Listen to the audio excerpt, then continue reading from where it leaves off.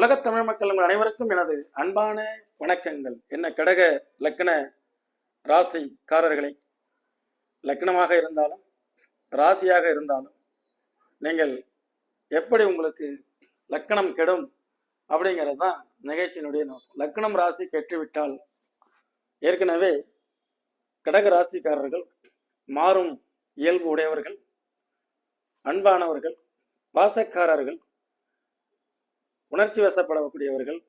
இப்படியெல்லாம் நீங்கள் ஒரு மென்டலி எப்போதுமே ஒரு மகிழ்ச்சியாகவும் உணர்ச்சிகளை மாறி மாறி வெளிப்படுத்தக்கூடிய மனிதராகவும் நீங்கள் இருக்கிறீங்க. ஆக நான் என்ன சொல்கிறேன்னா, லக்கணம் என்பது தான் ஒட்டுமொத்தமாக எல்லாத்தையும் கண்ட்ரோல் பண்ணுறது. ஒரு குடும்ப தலைவர், ஃபைனான்ஸ், அதே மாதிரி பிள்ளைகள், அவங்களுடைய ஆரோக்கியம், மனைவி, கணவன், குடும்பம், உறவு, நட்பு, இவை அனைத்தையுமே வழிநடத்தி போகிறார் அப்படின்னா நல்ல லீடர்ஷிப்பாக இருக்கிறார் அப்படிங்கும்போது அவருடைய லக்கணம் சுத்தமாக இருக்கணும், அல்லது லக்கண அதிபதி நல்ல இடத்துல இருக்கணும். லக்கணம் கெடக்கூடாது. சரி, லக்கணம் கெட்டால் என்ன நடக்கும்? எதிர்மறையாதான் நடக்கும். உதாரணத்துக்கு ஒன்றும் இல்லை, லக்கணம் பிளாங்கா இருக்கு, அங்கே சந்திரன் எடுத்து போடுங்க. லக்கண அதிபதியும் சந்திரன் தான், அதே சந்திரனே லக்கணத்தில் விழுது. அப்படி இருந்தால் எப்படி இருப்பாங்க? அவங்களுடைய முடிவெடுக்கும் திறன் அதில் குழப்பங்கள் வரும். அதில் 3 நட்சத்திரங்கள் இருக்கு, ஆயில்யம், பூசம், அதே மாதிரி புனர்பூசம். புனர்பூச நட்சத்திரத்தில் லக்கணம் விழுந்ததுன்னா குருவோட நட்சத்திரம்னு பேர். குரு நல்ல பாக்கியாதிபதி, அதிர்ஷ்டக்காரர்னு சொல்கிறோம். நானே பாசிட்டிவாக இன்னொரு வீடியோவில் சொல்கிறேன். இப்போ பிரச்சனைகளை பற்றி பேசுவோம், சரிங்களா? அப்போ தான் உங்களை சரி பண்ணிக்க முடியும். இந்த சனியினுடைய நட்சத்திரத்தில் கடகம் லக்கணம் விழுது. பூச நட்சத்திரக்காரர், லக்கணமும் சனி, ராசியும் சனியினுடைய சாரம். இப்போ லக்கணத்தில் சனியும் இருக்கு. இது மாதிரி உள்ளவங்களுக்கு தான் இந்த வீடியோ இப்படி இருக்குன்னு வைங்க. இவங்க என்ன செய்கிறாங்க? டோட்டலாக எந்த ஒரு காரியங்கள்லையும் ஆரம்பிக்கும் பொழுது ஆரவாரமாக ஆரம்பிக்கிறாங்க. கடைசியில் முடிவு என்பது பிரச்சனைக்குரியதாக முடியுது. எப்பொழுதுமே அவங்க 7 லக்கணத்திலேயே, 8 லக்கணத்திலேயே. 7ங்கிறது நல்ல உறவுகளையும் எடுத்து போட்டுக்குவாங்க, 8ங்கிறது துன்பம் பிரச்சனைகளையும் எடுத்து போட்டுக்கிறாங்க. அந்த லக்கண சனி இதை தான் செய்யும். வம்பு தும்புகள், வழக்கு வியாஜியங்கள், நல்ல உறவுகள், உறவுகளால் சிக்கல்கள், உறவுகள் பிரிந்து போகுதல், எத்தனை விஷயம் பார்த்தீங்களா? அதே சனி சந்திரன் சேர்க்கை, புணர்வு தோஷம், தனக்கு தான் எல்லாமே பண்ணி கடைசியில் அவங்களுக்கு அடுத்தவங்களுக்கு ஒரு நல்ல பேர் தனக்கு இல்லை. இது இந்த பிரச்சனை தான். சரி, இந்த சனி இல்லாமல் இந்த இடத்துல ராகு இருந்தால், ராகு இப்போ சர லக்கணம், சர ராசி, அதுலேயே இந்த சந்திரன் இங்கே இருக்கோ இல்லையோ விட்டுருங்க, இல்லாதவர்கள் இருப்பாங்கல்ல. வெறும் கடக லக்கணம் தான் சார், எனக்கு லக்கணத்திலே ராகு, நல்ல அசாத்தியமான திறமைகள் இருக்கும், பேராசைகள் அதிகமாக இருக்கும், எதிர்நீச்சல் போடுவீங்க. ராகு அப்படிங்கிறது பார்த்தீங்கன்னா அந்த திசைகள் நடக்குமே. ஆனால் கடக லக்கணம்னா, கடக ராசினா நடக்காது, லக்கணம்னா நடக்கும்ல.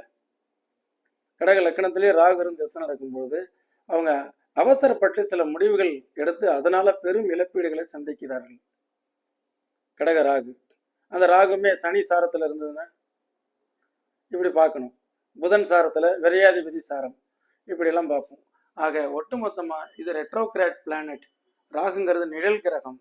ஆக ரிவர்ஸ், பின்னோக்கி செல்லுதல். இது என்ன செய்யும்?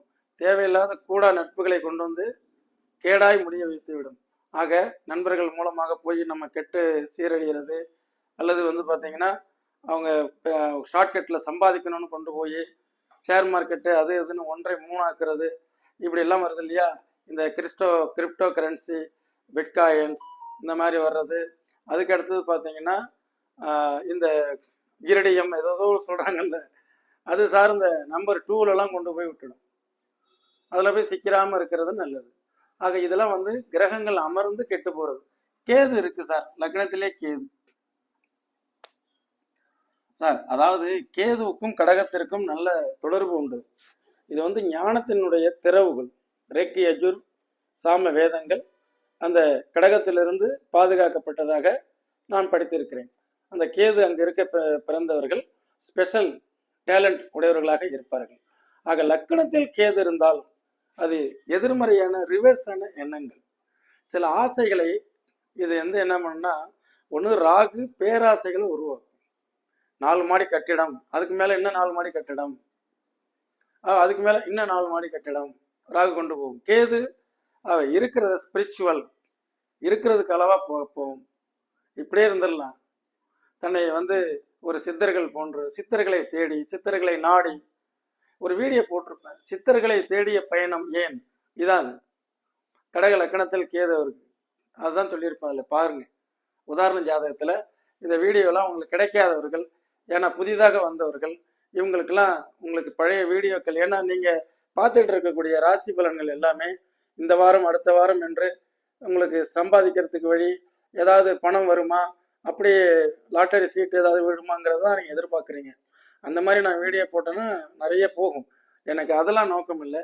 தொலைநோக்கு பார்வையோட இதை பார்த்தீங்கன்னா அழகாக எடுத்துகிட்டு போகணும். யார் கடக லக்கணமோ உங்கள் லக்கணத்தில் என்ன கிரகம் இருக்குது, குரு சந்திரன் குரு, அதே மாதிரி உங்களுக்கு லக்கணத்திலேயே யார், செவ்வாய். செவ்வாய் தான் யோகாதிபதி, லக்கணத்துக்கு யோகாதிபதி அங்கே இருக்கலாம். அதே சுக்கிரன், அது ஒரு மகிழ்ச்சியான வாழ்க்கையை வாழக்கூடியது. சுக்கிரன் ப்ளஸ் சந்திரன் நல்லா எப்போதுமே சிரிச்சுக்கிட்டே இருக்கிறது. ஆனால் லக்கணத்தில் சனி ப்ளஸ் சந்திரன் துக்கம், சனி ப்ளஸ் செவ்வாய் யுத்தம், எப்போதுமே சிக்கலான பிரச்சனைகளை சனி ப்ளஸ் செவ்வாய். கேது ஞானம், பட் ஆனால் இந்த லோகாயுதத்தில் அவங்க டிஃப்ரெண்டாக இருப்பாங்க, வித்தியாசமான மனிதர்கள். அதே மாதிரி இந்த கேது ப்ளஸ்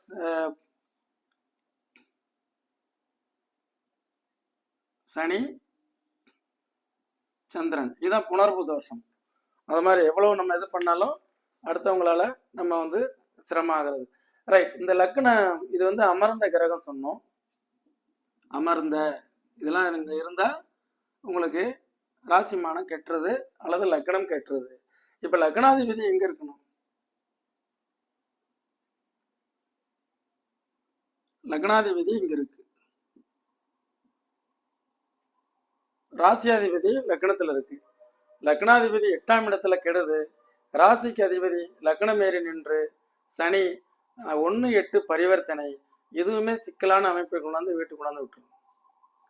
8 லக்னத்தில் இருந்தாலே வம்பு வழக்குகள், பிரச்சனைகள், விபத்துகளை சந்தித்தல் அல்லது ஏற்படுத்துதல், ரெண்டும் ஒன்று தானே.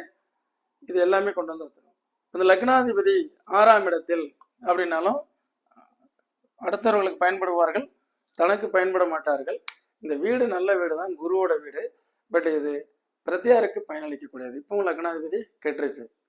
அப்போ லக்னாதிபதி 12, இதுவுமே லக்னாதிபதி என்ன ஆயிடுது, 12ஆம் இடத்துக்கு போச்சுன்னா அடுத்தவங்களுடைய வேலைகளை மாங்குன்னு எடுத்து செய்யும். பொதுவாகவே கடக லக்கணம் மிதுன ராசிலாம் பாருங்க, நல்ல டேலண்ட் இருக்கும், அது தனக்கு பயன்படுத்திக்கிறது இல்லை, பிரதியாருக்கு பயன்படுத்துறது. அந்த மாதிரி இருந்து என்ன பண்ணுவீங்க. ஆக கடக லக்கணத்தில் பிறந்தவர்கள் அதி மேதாவிகள், திறமைசாலிகள், அன்பை வெளிப்படுத்தக்கூடியவர்கள், பாசக்காரர்கள், பாசமாக இருக்கக்கூடியவர்கள். ஆனால் அந்த இடத்துல ஒரு குரு இருந்தால் எப்படி இருக்கும், பாக்கியாதிபதியே உச்சம், பொன்பொருள் ஆடை ஆபரணம் மண்மனை வாகனாதிபதி யோகங்களை பெறக்கூடிய அற்புதமான அமைப்பு அது. பாக்கியாதிபதி குரு உச்சம். அட சூரியன் இருக்கலாம், நல்ல நிர்வாகி.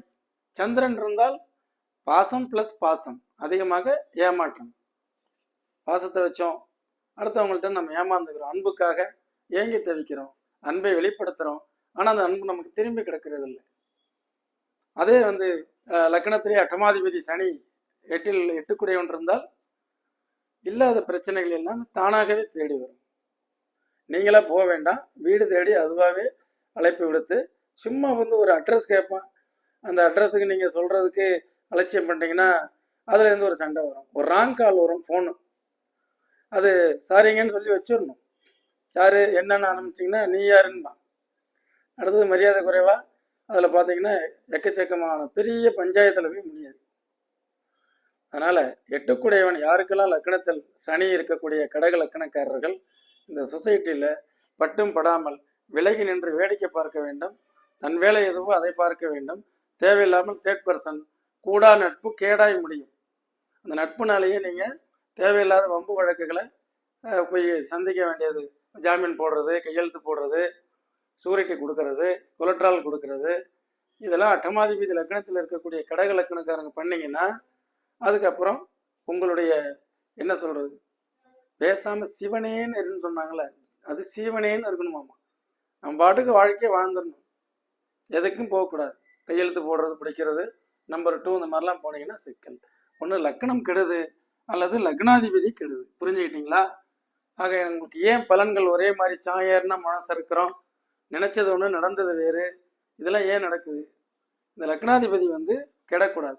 இதே இந்த லக்னாதிபதி, இப்போ லக்னாதிபதி இங்கே இருக்கு, ரைட், அவர் கூட சனி சேர்ந்தாலும் சார் லக்னாதிபதி உச்சம், ஆனால் சனி சேர்ந்தாச்சே அப்பவும் கெடும். அதே ராகு இங்கே இருந்ததுன்னா, லக்னாதிபதி ராகுடன் சேர்கிறார், 11ஆம் இடத்தில் இருக்கிறார், ஆசைகளை அதிகரித்து அதன் வழியில துன்பங்களை ஏற்படுத்தும். யாராவது ஒரு சிலர் அதில் பெருசாக கோடிகள் நான் சம்பாதிச்சேன் சார் ஷேர் மார்க்கெட்லன்னு சொல்லலாம், எல்லாரும் சொல்ல முடியாது. அதே கேது இருந்தால் ஒன்றுக்கு மேற்பட்ட பல தொழில்களையும் தெரிஞ்சு வச்சுக்கோ, பல விஷயங்கள் எல்லாமே தெரியும். ஏன்னா பல வர்ணம்னு சொல்கிறாங்க இல்லையா, அந்த மாதிரி கேது வந்து பல விஷயங்கள் தெரிஞ்சு வச்சுருக்கோம். பட் எதுலையுமே ஸ்ட்ராங்காக இறங்கி ஒன்றை நன்றாக சிறப்பாக செய்ய முடியாது. இதுதான் எனக்கு தெரிஞ்ச ஒரு லாஜிக். இந்த பழைய வீடியோக்கெல்லாம் பார்க்க வேண்டும் என்று நினைக்கக்கூடியவர்கள், புதிய வாடிக்கையாளர்கள் 9842208655 இந்த நம்பரில் வாட்ஸ்அப் இருக்குது. உங்களுடைய லக்கணமும் ராசி பேரை போட்டு சென்மி பிடிஎஃப்னு போடுங்க அல்லது பிளேலிஸ்ட்னு போடுங்க. அடுத்த நிமிஷம் அனுப்பி வைக்கிறேன். ஒரு 80 வீடியோக்கள் இருக்கும், அதில் ஒரு 15 வீடியோவாவது உங்களுக்கு பயனுள்ளதாக இருக்குமே. ஆனால் வருங்கால சந்ததிகளை வளமாக வழிநடத்துவதற்கு எனக்கு ஒரு வாய்ப்பாக அமையும். என்றும் உங்கள் சோதிட வாழ்வியல் ஆலோசகராக இன்னொரு நிகழ்ச்சியில் சந்திக்கிறேன். நன்றி, வணக்கம்.